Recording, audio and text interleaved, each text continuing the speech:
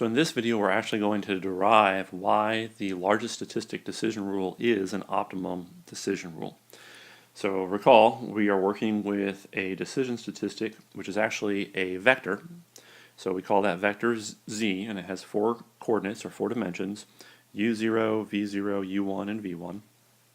A specific instance of this vector we denote with the little vector z, and we call each of its coordinates the little values u0, v0, u1, and v1.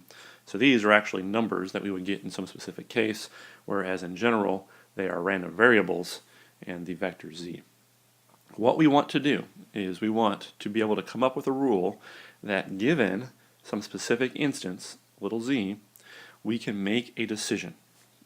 That's the whole goal here. You give me an instance of this, I need to be able to make a decision, and we want to be able to do that in an optimal sense.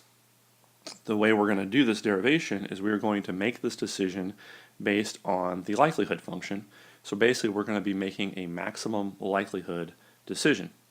So this likelihood function right here is written as capital lambda as u0, v0, u1, v1. So this says whatever values you observe, plug them into this likelihood function, and this likelihood function tells me the ratio of likelihoods. On the numerator here we have the density function for signal 1, and on the bottom here we have the density function essentially for signal 0 given these four coordinates. So what we can do is we can plug into this function, and if it's larger than 1, it says that the conditional density function for S1 was bigger than the conditional density function for S0. So we should choose that S1 was sent. On the other hand, if we get these four values and plug into this function and it turns out that the likelihood ratio is less than 1, well, that means that the denominator was bigger than the numerator, which says that the conditional density function given S0 was sent was bigger, so we should choose S0. So this ratio right here tells us at some given spot in our four-dimensional decision space which of the conditional densities is the largest. If the S1 conditional density is the largest, we choose it. If the S0 conditional density is largest, then we choose it. So this is just our general maximum likelihood decision rule we've been using all year. We're just writing it as this ratio as kind of a simpler way to think about it, but the rule will easily become choose S1 when this ratio is bigger than 1, choose S0 when this ratio is less than 1, because that's how the ratio works. What we need to do now is actually derive an equation for this and an equation for this, so we have an analytic equation for the likelihood ratio. And that analytic equation is going to yield the rule that we need to use, so we don't have to actually use this full-blown thing. We can see where the largest statistic decision rule comes from. Essentially, when we're done with the math, by looking at this ratio, the largest statistic decision rule is essentially going to pop out of the math and it tell us, why we are using that rule that we've stated is an optimal quantity. So this chart just basically summarizes what I just said. This density function f0 is just the conditional distribution given that S0 was sent. So that when you send me S0, I tend to have this distribution, or I do have this distribution.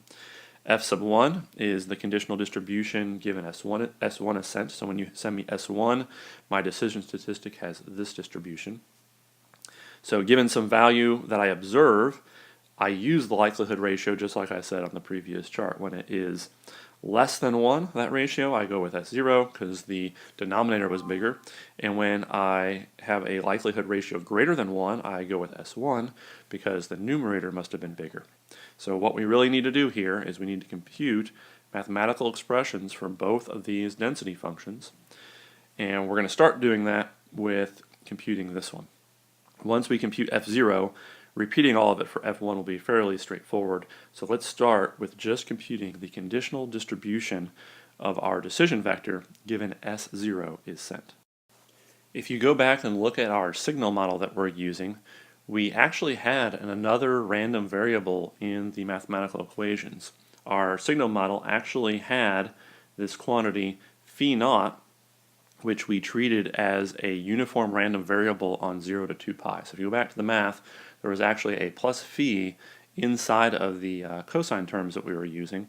So we really actually have this extra random variable in our deterministic signal model, so to speak. So to handle that, we actually need to take care of averaging over all possible values of phi that we could see. And that's not too hard to do. Basically what we're saying is that the density function that I'm looking for, given signal 0 was sent, I observe this random quantity, this random vector z.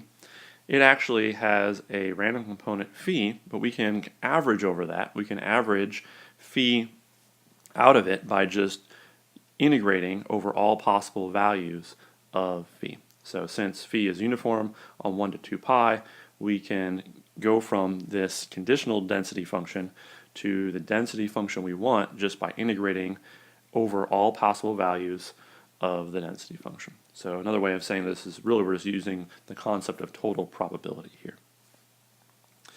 So keep that in mind. That's one extra little thing we have to worry about, is we have this other random variable in our signal model. Now, since the random variables we're dealing with, all the coordinates u0, v0, u1, and v1 are independent, then I can actually break this 4-dimensional single PDF into 4 one-dimensional PDFs. And that's what I've done here. I've rewritten this conditional density function for the vector as a conditional density function of individual components, just all multiplied together, because they're completely independent of each other. So I really have all these pieces right here. I have the conditional density function for u0, given that signal 0 was sent for some specific value for phi. I have the conditional density function for v0, given signal 0 was sent for some specific instance of phi, etc. And that's how we interpret this notation right here. This is the distribution for one coordinate of our decision vector, given S0 was sent and for some specific value of phi. And this is really the expression that we need to evaluate if I want to be able to get to my final density function. I'm being a little sloppy with notation right here. There should really be a given phi on here. And so once I can get this, I can plug it into this, and then after I integrate, then I'll get the desired density function that I want. Okay. And if you're wondering, why am I having to worry about this extra phi thing, it really goes back to our signal model where we didn't know what phi was. We don't know the phase of our carrier. So since we don't know, we are modeling it as a random quantity. Because we're modeling it as a random quantity, we have to account for kind of all possible values that it can take on, and we're doing that here through the total probability computation. So our goal now is to work and figure out these expressions. There's 4 of them, 1, 2, 3, 4. Once we know those 4 things, we'll have an expression for this, which we can then plug into this integral and evaluate, and that will give us the desired density function that we want.